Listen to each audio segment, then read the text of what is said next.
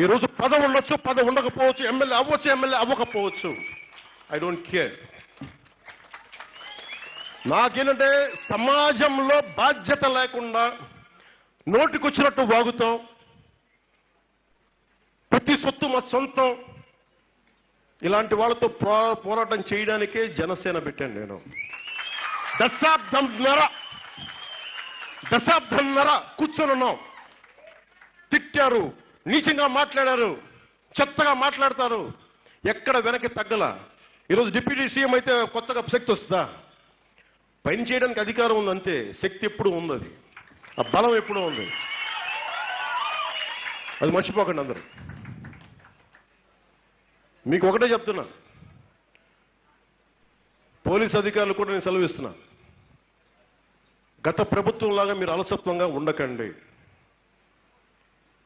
నేమన్నా అధికారులందరూ కూడా ఒకటే మాట చెప్పాను, ప్రతి క్రైమ్ ఆడబిడ్డను ఏడిపించిన సోషల్ వెల్ఫేర్ హాస్టల్స్లో ఎంతమంది ఆడపిల్లలు ఇబ్బంది పడుతున్నారో నా దృష్టికి వస్తూ ఉన్నాయి. కొన్ని సంవత్సరాల నుంచి నేను వెళ్ళి మాట్లాడుతాను, ఎవరు బాధ్యత తీసుకోరు. సోషల్ వెల్ఫేర్ హాస్టల్స్లో అక్కడ అధికారులు ఎంతమందిని ఆడపిల్లలను ఇబ్బంది పెడుతున్నారు. ఉన్న ఎమ్మెల్యేలు ఒక్కసారైనా వెళ్ళారా అక్కడికి? ఎన్డీఏ కూటమి ఎమ్మెల్యేలను అడుగుతున్నా, మీరు వెళ్ళారా? మీరు వెళ్ళండి, మీరు సోషల్ సంక్షేమ హాస్టల్స్కి వెళ్ళండి. జన సైనికులు కూడా చెప్తున్నాను, మీరు గెలిపించేశారు, మా బాధ్యత అయిపోయింది అనుకోకండి. వీర మహిళలు చెప్తున్నాను, మీ బాధ్యత అవ్వలా. పదవి ఉండొచ్చు, ఉండకపోవచ్చు, పోరాటం మనం గమ్యం, నిరంతర పోరాటం అది. అంతేగాని ఈరోజు అయిపోయింది, మనవాడు చేశాడు, మనవాడు వాళ్ళు అక్కడి వల్ల కాదు. అందరం కలిస్తేనే, చేయ కలిస్తేనే చప్పట్లు, చెయ్య కలిస్తేనే మార్పు. జాగ్రత్త. ఒక దిశ జరిగినప్పుడు అందరి మీద రోడ్డు మీదకి వచ్చేస్తారు, అందరూ చంపేయండి. ఢిల్లీ హైకోర్టులో కూడా అంగచ్ఛేదన చేయండి, మ్యూటిలేషన్ చేయండి. దానికంటే ముందు ఏం చేయాలి? ఎన్కౌంటర్లు చేసేయండి. ఇది ప్రజల నుంచి వస్తున్న, తెలంగాణలో మీరు అందరం చూసాం, మనందరం. మీడియా మాట్లాడదు దాని మీద, కానీ మీరు మాట్లాడాల్సింది ఇంక్లూడింగ్ మీడియాతో సహా, వారికి కొమ్ము కాసిన ఛానల్స్ కూడా మీరు ఎలాంటి డిబేట్స్ పెట్టాలి?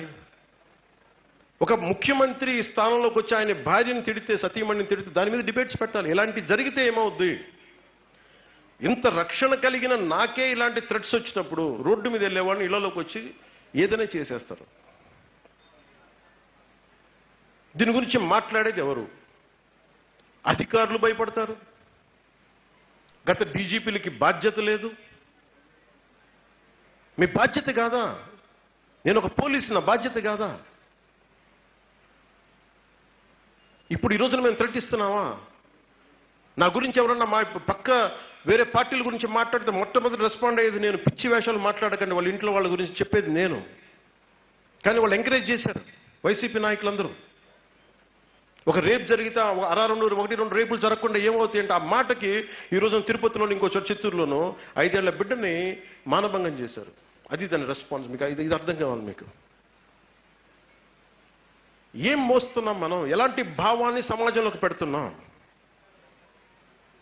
ఈ రోజున ఒక ఆడపిల్ల ఇంట్లోకి వెళ్తే మనందరం ఒక తల్లికి పుట్టిన వాళ్ళమే కదా. మాతృగర్భం నుంచి కాకుండా ఇంకొక సపరేట్గా వస్తామా మనం? దీని గురించి మాట్లాడేది ఎవరు? నా ఇంట్లో ఆడబిడ్డలు బాగుంటే సరిపోద్దా? చట్టాలు బలంగా ఉన్నాయి. సోషల్ మీడియాలోకి వచ్చి ఏదైనా ఒప్పుకోకపోతే ఇళ్లలోకి వచ్చి రేపులు చేస్తామని బెదిరిస్తారు. లేదంటే డీప్ ఫేక్ టెక్నాలజీ తోటి ఫోటోలు సృష్టిస్తారు. మరి ఏం చేయాలి? ఇది నీకు సోషల్ మీడియాలో మీకు రేపులో చేస్తామంటే నాకే పంపించారు, ఇంకెవరో కాదు. నాకు చాలా ఆవేదన ఉంది దీని మీద. చిన్న వయసు తారతమ్యం లేకుండా విమర్శించడం వేరు, రాజకీయ విమర్శలు వేరు. నేను తప్పులు చేశాను, విమర్శించండి, సంతోషం. ఇళ్లల్లోకి సంబంధం లేని వాళ్ళకి వచ్చి భయపెడుతున్నారా? ఇదే సంస్కృతి. దాని తాలూకు వారసత్వ ఫలితం ఈరోజు నేను రేపులు. 30,000 ఆడపిల్లలు అదృశ్యమైపోతే గత ముఖ్యమంత్రి ఒక్క మాట కూడా మాట్లాడలేదు. రోడ్లకు వచ్చి మీరు బొగ్గలు నిమిరితే ఏంటి? అవ్వాతాత అంటే ఏంటి? బలంగా ఉండాలి కదా నాయకుడు అనేవాడు.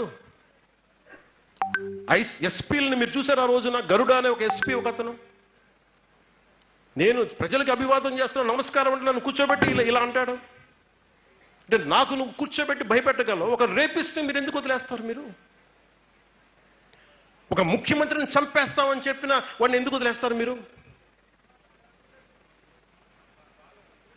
మాకు అన్యాయం జరుగుతుందని సోషల్ మీడియాలో పెడితే మీరు వాళ్ళని వదిలేస్తారు. గత ప్రభుత్వం దాని తాలూకు ఫలితాలు ఇవన్నీ.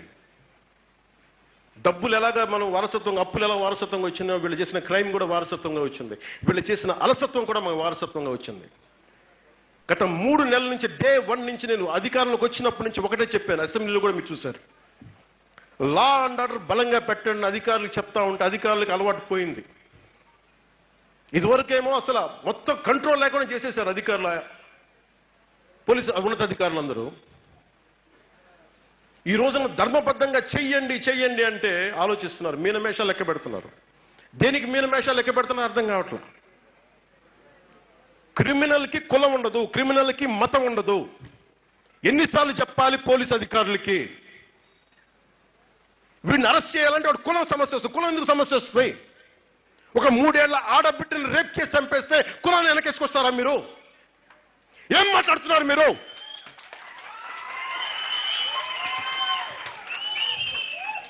మీరు ఐపీఎస్లు కదా మీరు చదువుకుంది. ఇండియన్ పీనల్ కోడ్ ఏం చెప్తుందో మీకు? భారతీయ శిక్షా స్మృతి ఏం చెప్తుందో మీకు?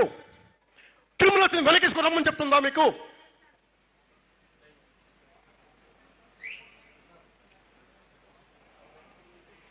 సోషల్ మీడియాలో ఇళ్లలోకి వచ్చి రేపులు చేస్తా అవి అని మాట్లాడుతుంటే వాటిపైన భావ ప్రకటన అంట వైసీపీ నాయకులు చెప్తాడు. భావ ప్రకటన తెగేదాకా లాక్కండి, తెగేదాకా లాక్కండి. సహనం ఎంత ఉందో ఈ ప్రభుత్వానికి, తెగింపు కూడా దానికి 10 ఎక్కువ ఉంటుంది, గుర్తుపెట్టుకోండి. అధికారంలో ఉన్నాం కాబట్టి సంయమనం, చేతగా కాదు. పోలీసు అధికారులు కూడా చెప్తున్నాను, డీజీపీ గారికి కూడా చెప్తున్నాను, ప్రజల ఆవేదనను మీకు తీసుకొస్తున్నాను. ఇంటెలిజెన్స్ అధికారులకు చెప్తున్నాను, జిల్లా ఎస్పీలకు చెప్తున్నాను, జిల్లా కలెక్టర్లకు చెప్తున్నాను. లా అండ్ ఆర్డర్ చాలా కీలకమైంది, అభివృద్ధికి చాలా కీలకం. దయచేసి దీన్ని మర్చిపోకండి. 10 సార్లు దీన్ని చెప్పించుకోకండి మా చేత. మా బంధువండి, మా రక్తం అండి అంటే మడత పెట్టి కొట్టండి వాళ్ళని తప్పులు చేస్తే. నేను వెనకేసుకు రావట్లేదు కదా ఎవరిని, నేను వెనకేసుకొస్తున్నాను అవనన్నా ఏం పర్లేదు. మీ ఇంట్లో నువ్వు అక్కడ నీ అక్కను నీ తల్లిని రక్షించుకోవాలి కదా నాన్న. ఎంత నిస్సహాయత. హోమ్ మినిస్టర్ అనిత గారు కూడా చెప్తా ఉన్నాను, మీరు మంత్రి, మీరు హోమ్ మినిస్టర్, నేను పంచాయతీరాజ్ శాఖ మంత్రినే, నేను అటవీ శాఖ మంత్రిని, పర్యావరణ శాఖ మంత్రిని. హోం మంత్రి మీరు బాధ్యత వహించండి. నేను హోంశాఖ తీసుకున్న పరిస్థితులు వేరుగా ఉంటాయి, గుర్తుపెట్టుకోండి.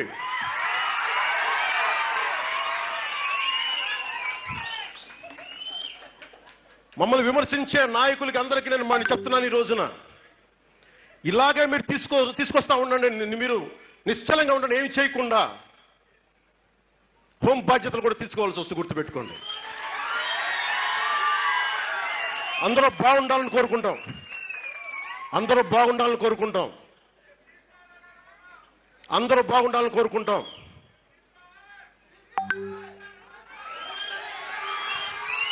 అందరూ బాగుండాలని కోరుకుంటాను, అందరూ బాగుండాలని. ఆగండి ఒక నిమిషం. అందరూ బాగుండాలని కోరుకుంటాను. రాగానే ఒకటే మాట చెప్పా, ఇది ప్రతీకార ప్రభుత్వం కాదు అని. కానీ చేతగాని ప్రభుత్వం నేను చెప్పాలా, గుర్తుపెట్టుకోండి. ఎందుకంటే మీరు గతంలో లాగా నోటుకొచ్చినట్టు మాట్లాడితే ఇంక వింటా నాకు కూడా ఓపిక పోయింది. ఇంకా నాకు కూడా మీరు అంటారు కదా ఏం చేస్తామని, వెయిట్ చేయండి.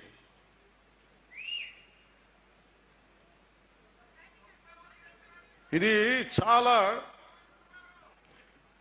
మీరు ఆలోచించండి, ఒక high court judge, Delhi high court judge, ఆయన అన్న మాటలు, ఒక రేప్ జరిగితే ఆయన బాధపడిపోయి ఆయన అంగచ్ఛేదనం చేసి నా రేపిస్తాను అడుగుతున్నాడు.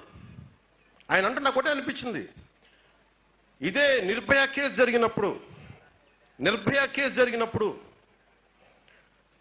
అప్పుడు పార్లమెంట్ సభ్యులు, ఇప్పుడు పార్లమెంట్ సభ్యులు శ్రీ జయా బచ్చన్ గారు కానీ అప్పుడున్న పార్లమెంట్ సభ్యులు అందరూ చంపేసేయండి, పార్లమెంట్లో మాట్లాడిన మాటలు ఆన్ రికార్డ్ ఇవన్నీ. అలాంటప్పుడు సింగపూర్ తరహాలో చిన్నపాటి శిక్షగా కేనింగ్ పెట్టాలి. నేను ఇది అసెంబ్లీలో మాట్లాడదలుచుకున్నాను. ఇది ఎందుకు మీకు దుబాయ్లో ఎందుకుండో రేపులు, సింగపూర్లో ఎందుకుండో రేపులు? ఇలా సోషల్ మీడియాలో పోస్టులు పెట్టగానే ఇంట్లోంచి లాక్కొచ్చి కొట్టి కేసులు పెడతాడు. అందువల్ల ఎవడు మాట్లాడడానికి భయపడతాడు. ఇక్కడ ఏదైనా మాట్లాడితే ఇంట్లోకి వచ్చి నీ భార్యను రేప్ చేస్తాం, నీ బిడ్డలను రేప్ చేస్తాం అంటే భావ ప్రకటన స్వేచ్ఛ అంటది. అది వీళ్ళు మాట్లాడేది. ఇలాంటివి మాట్లాడుతున్నప్పుడు నాయకులకి 3 ఏళ్ల పసికందులను రేపులు చేయరా? ఇలాంటి నీచులను ఎంకరేజ్ చేస్తే 3 సంవత్సరాల పసికందులు రేపులు చేయరా? ఏదైనా మాట్లాడితే వీళ్ళు మన కులం కాదండి, ఇష్యూ అవుద్దండి, వాడు మన మతం కాదండి. మరి ఏం చేయాలయ్యా మేము? క్రిమినల్స్ని వదిలేయాలా రోడ్ల మీదకి? ఇది ప్రజలందరూ మీరు ఆలోచించాలి. ఇది నాకు జరగవచ్చు, ఇంకొకళ్ళు జరగచ్చు, ఇంకొకటి జరగదు, మనందరికీ జరిగినట్టే. ఇది ఇంత మాత్రం ధైర్యం లేని కాడికి ఎందుకు పోలీసు ఉండటం? బాధ్యత కదా పోలీసుకి. రాజకీయ నాయకులు, ఎమ్మెల్యేలు అందరూ ఉన్నారు దేనికి? ఓట్లు అడగడానికా? బాధ్యత నిర్వర్తించడానికి కాదా? ఇది అందరూ ఆలోచించాలి. నేను అడగలేక కాదు, నేను తీసుకోలేక కాదు. నేను హోంశాఖ తీసుకున్నానంటే మనకు పరిస్థితులు చాలా చాలా వేరుగా ఉంటాయి. మీకు ఎలా ఉండాలంటే ఇలాంటి క్రిమినల్స్కి ఉత్తరప్రదేశ్లో యోగి ఆదిత్యనాథ్ గారు చేసినట్టుగా చేయాలి మీ అందరికీ. అప్పుడు కానీ మీరు మాట వినరు.